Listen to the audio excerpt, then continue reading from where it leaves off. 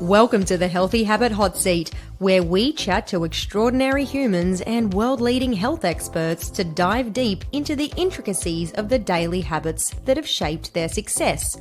Remember, success leaves clues, right? I'm your host and resident healthy habit coach, Loz Antonenko, and I cannot wait to help you re-energize your life so you too can create opportunity, vitality, and abundance to become the master of your own incredible healthy destiny. Now, let's get into today's conversation. So welcome back to the Healthy Habit Hotseat, Carly Meyers. So great to have you back on the show. Thanks. I'm so excited. I loved our last one. Oh, I know. We had such a great chat. And, we spoke about some of the challenges you've overcome in your personal quest to wellness and motherhood and entrepreneurship. And, we sort of covered topics ranging from life to business and everything in between. Now, you've lived in the UK, Germany, and the US.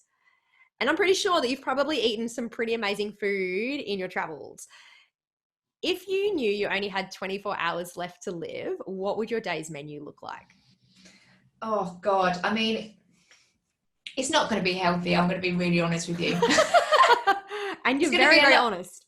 Oh, yeah. There's going to be a lot of cheese probably involved in it, even though I know that cheese isn't good for me.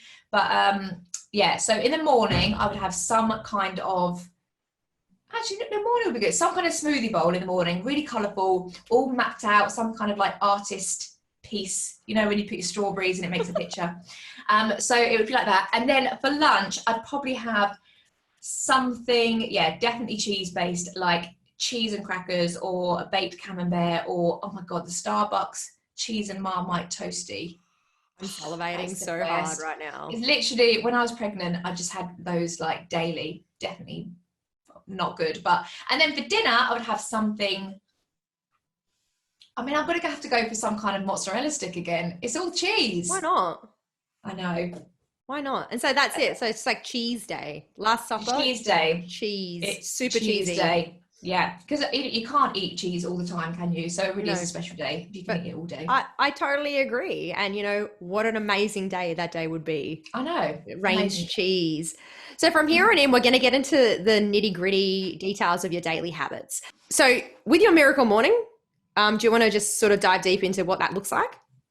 Yeah, so I do it with my whole team. We all get on Zoom. We're all like in our pajamas and no makeup on and we look horrendous, but it's all good. So we get on Zoom, we do a 10-minute meditation, which we just kind of get off YouTube, like a nice guided meditation.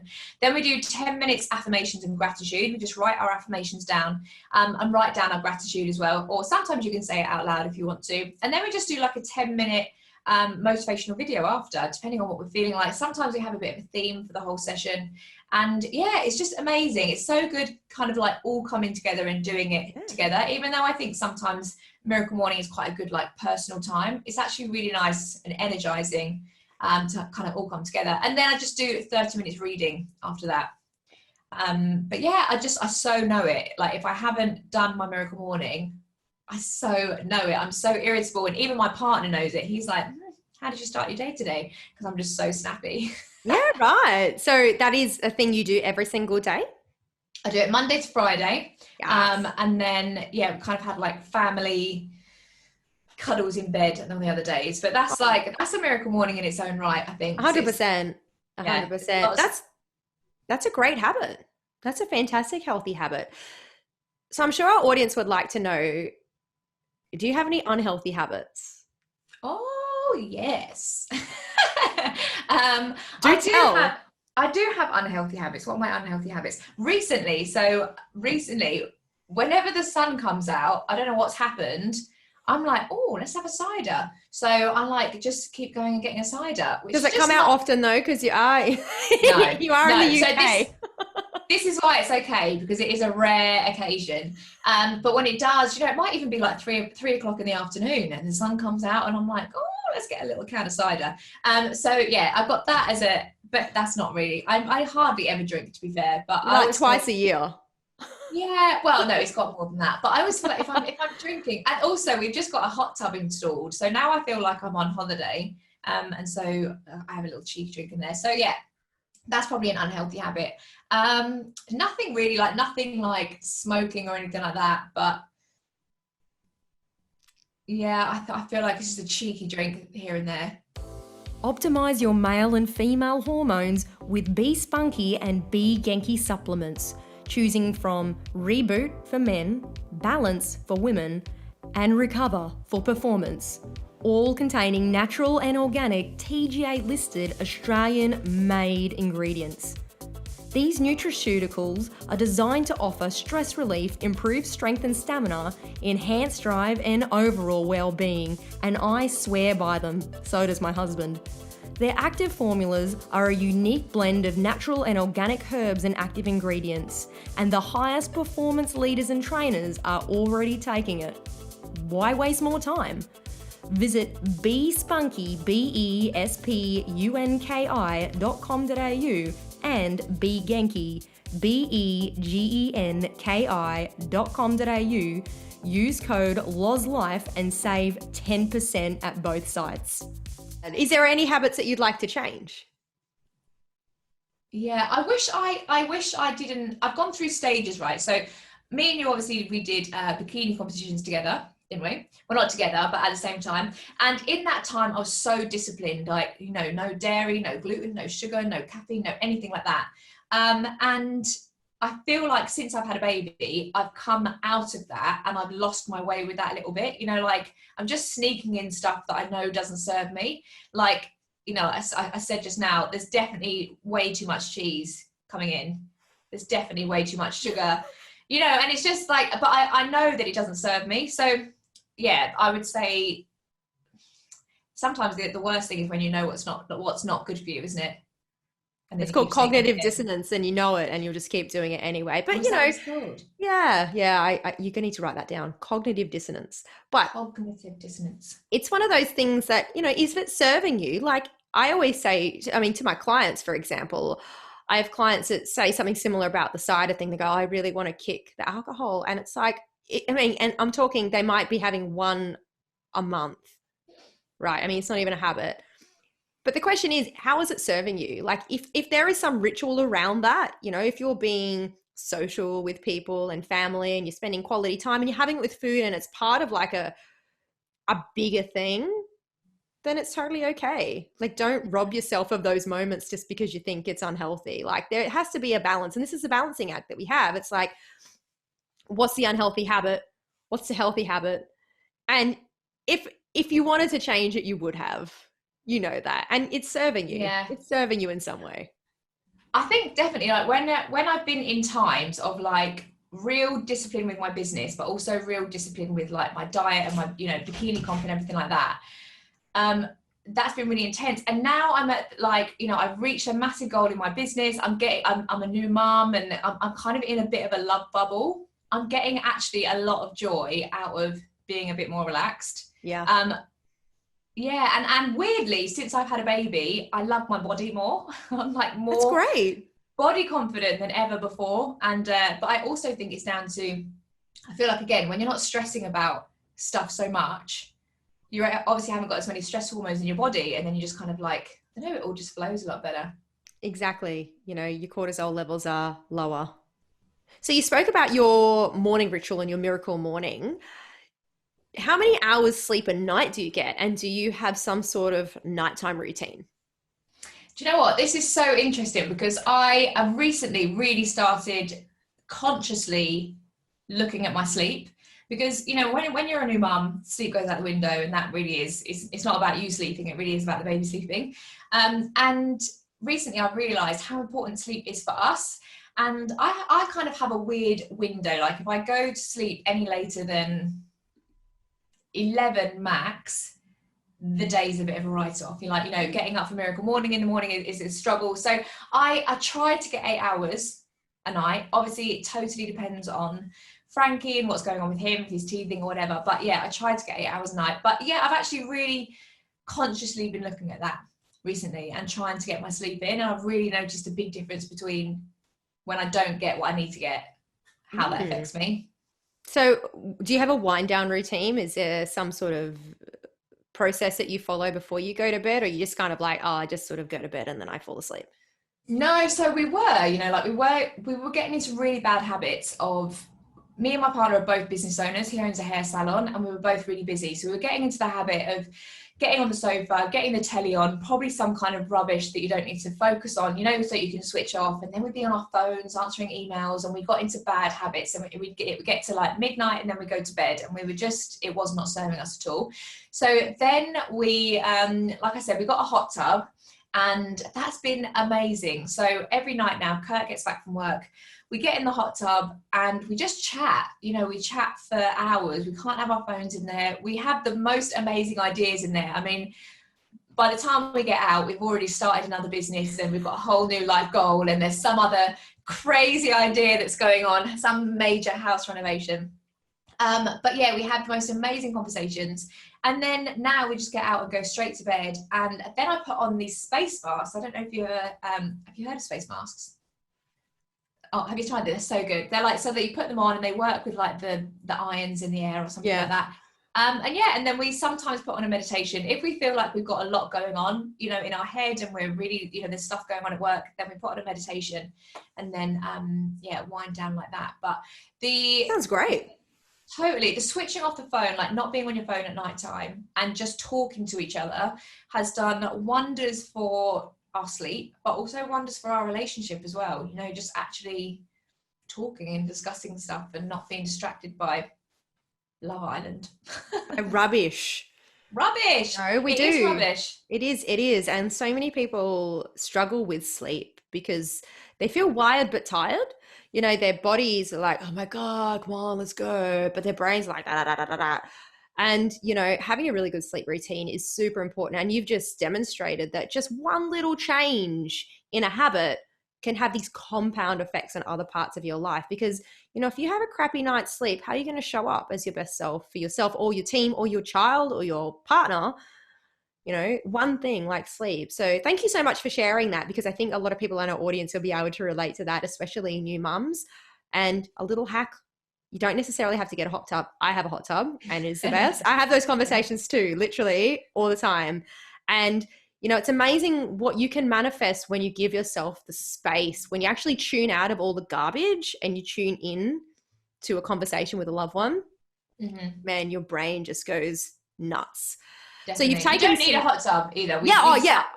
Last 100%. Night we sat and we lit a fire and we sat on the chairs around the fire and we got some marshmallows, and yeah, that was amazing as well. We watched the stars.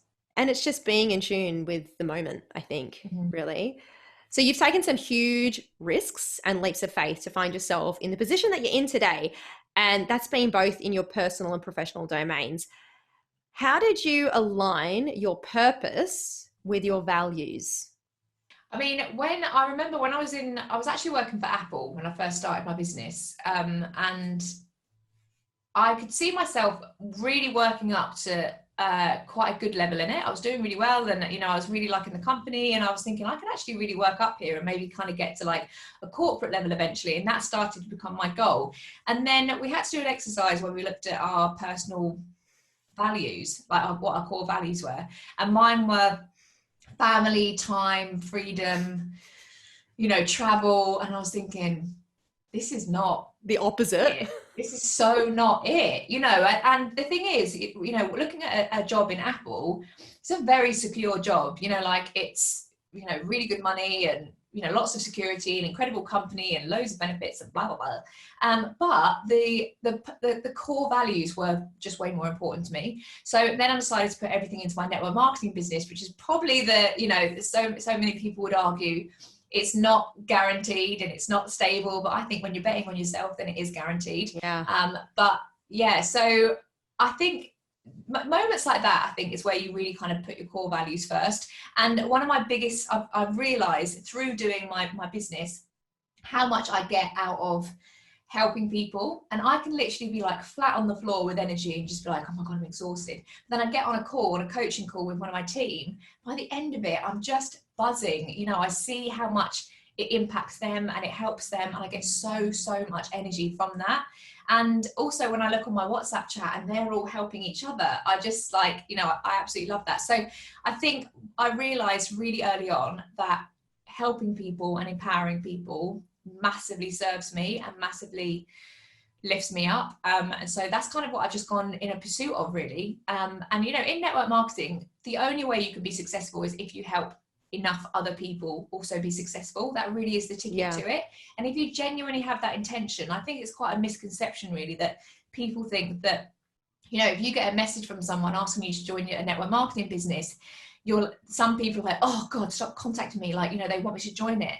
And I'm like, no, that person knows you could be successful in this. Like, they want you to have what they have. You know, whenever I contact anyone about joining my business, because I genuinely believe that this can help them. And I think that's where a misconception is sometimes. But yeah, so that's kind of, I've got a roundabout way of that question, but ultimately, no, it's great. I've realized that it is all about helping people. And, you know, that's what everything I try to do now is about.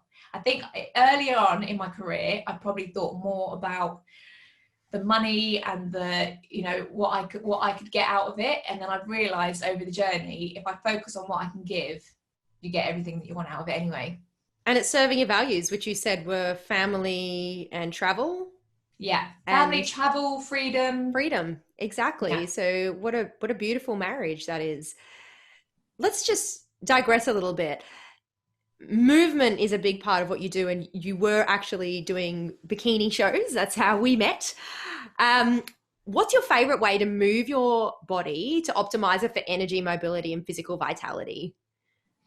So I actually, after I got injured, I kind of fell out of love with dancing a little bit. I kind of fell out with, like, I associated it with lots of like financial stress and hardship, and it's a tough industry. So I fell out of love with it, and then I ended up not really moving my body at all. I wasn't doing anything. And then the thing that really got me back into it was that I did a body balance class. You know, it's the mix of like Pilates, Tai Chi, and yoga. And I love moving my body like that. You know, like, I'm a really long person. I'm 5'10". I've got really long limbs, and when I can really kind of like stretch them out and express myself, and it's kind of like really fluid and stuff, that really kind of gets my juices flowing. So I do like yoga, but it's too stationary. I really like to move and kind of feel the music. And then, but then during the bikini comp, I actually really grew to love weightlifting. You know, I never thought that I would, and people always think, oh, if you lift weights, you're going to get bulky. It's so the opposite. You know, I created the best shape that I've ever created from weightlifting, and people will say, you know, I need to lose fat, so I need to go and do cardio. It's so not about that. I think, like, I really do think that weightlifting is like sculpting your body. And if you're like, you know, I want to get this in, I want to build this up, and you can really kind of create exactly what you want to create. And yeah, I grew to really love weightlifting in the end. Yeah, right. But yeah, I love it now. It's just finding the flow. You feel different things in different times, don't you? When you're in that kind of like masculine energy, and when I'm in that kind of hard hitting masculine energy with my business and my goals, the weightlifting is like amazing. I'm like, yes, come on. But then sometimes when I kind of hit a point and I'm like, you just need to chill, and I get into the body balance vibes. And it's what I love is that you're able to shift and change, just like you wear those different hats, and it's about honoring the energy that you're feeling at the time. And a lot of people are challenged by that concept. You know, some people are like, yeah, I don't do that. Like, I don't do cardio. People that say I don't do cardio, I'm like, do you even know what you're saying? Well, I don't dance. You know, just go with it, man. And, you know, thank you so much for sharing that, because there are so many ways to move your body, and it doesn't even have to be exercise. It could be play, or, you know, whatever you want to call it. Just give it a name that feels good. Mm-hmm. Now, actually, getting my steps in recently has been really, really good for me. So I started going for runs when I was in lockdown, and it was good. I don't really love running, to be fair, but getting my walks in. So I get my earphones on, I get my podcast on, I can get around like a good 2 episodes if I do an hour walk. And then I've got my baby in the pram, and I've got my dog, and where I live is beautiful. It's all gorgeous, like country fields. And that's become one of my favorite daily habits. And I've actually noticed a really big difference in my body since getting those steps in. I'm not in like a real high kind of Like, I'm not working out hugely at the moment. I'm probably doing like 2 or 3 sessions a week. But yeah, just getting those steps in has made a massive difference for my mindset as well.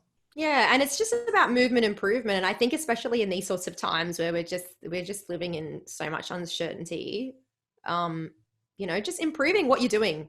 If it's just going for a walk and making it a thing where you're sort of engaging your dog and your child and the space around you and nature, what a beautiful way to move. Mm-hmm. Now, you believe that everyone is made for so much more than they could imagine. What are your top 3 tips for daily purposeful productivity? Ooh. So definitely starting your day right is so important. Definitely being so aware of what you're feeding yourself, especially if you're going to work, if you have a job and you're surrounded by people that you wouldn't necessarily choose to surround yourself with for that amount of time. Some people are sitting next to Sally for 8 hours a day, and Sally's negative and not very nice energy. So I think being really conscious of counteracting the energy around you and making sure that you're feeding yourself really good stuff. So anyone that is commuting to work or even working from home, getting in the car and putting the radio on is a terrible habit. Getting in the car and putting on an audio or a podcast is an incredible habit. Doing that to the office, back from the office, twice a day, 5 days a week, that is some serious learning, and that is really going to start to change your mindset.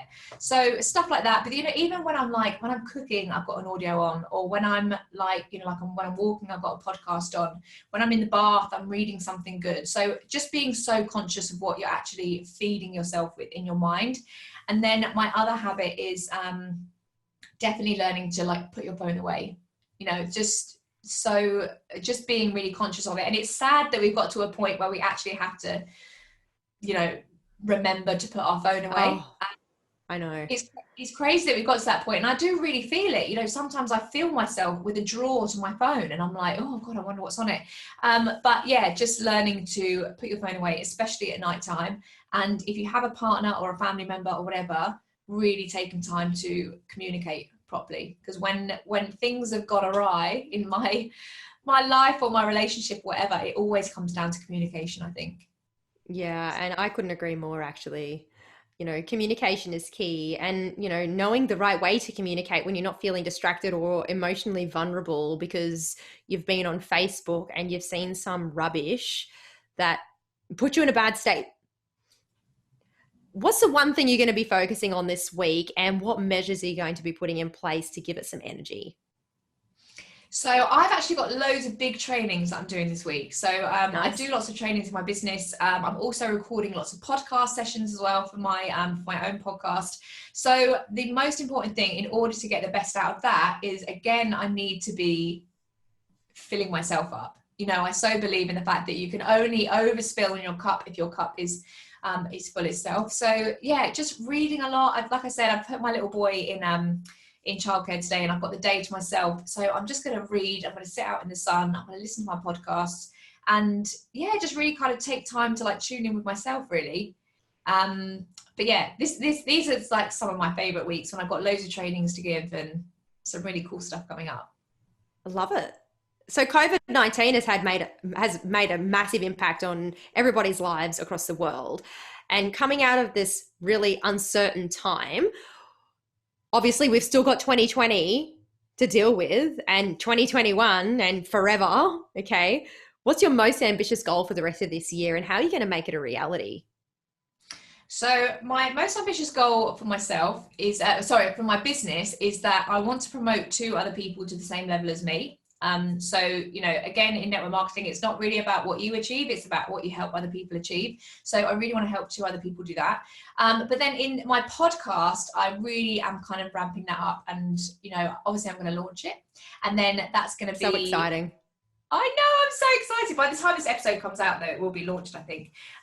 But yeah, so launching that and just really kind of putting time and effort into getting some amazing speakers like yourself, and yeah, just going for that, really. I've set myself a goal for next year. So we're doing a massive house renovation, and I've decided that I really want to generate the money for it in savings outside of my current successful business. So I've set myself a new Awesome. little goal. Yeah, so I've got an amount that I know that I want to make, and I've set myself a goal, and I'm going to have it all in cash so that we just then go and do our big house renovation and say, there you go, I've got it. That's a little personal goal of mine. Oh, that's awesome.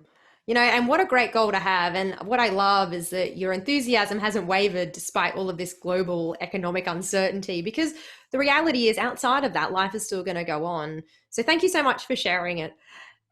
Carly, for anybody in our audience who's interested in learning more about how you can help them achieve a happier and healthier life, where can you suggest they start? Where can they find you? So you can find me on Instagram, which is at Carly Meyers Lifestyle. You can also find me on my podcast, which is called Made for More. I'm going to have loads of people on there talking about being made for more and becoming more of yourself. But yeah, generally I would say Instagram and my podcast is kind of the main things. I'm always on my Instagram stories talking, sometimes rubbish, sometimes lots of value. But yeah, I'm always sharing something or another on there. But yeah, that's the best place to find me. Amazing. We're going to put all that in the show notes as well, guys. So please check the show notes for more info where you can connect with Carly.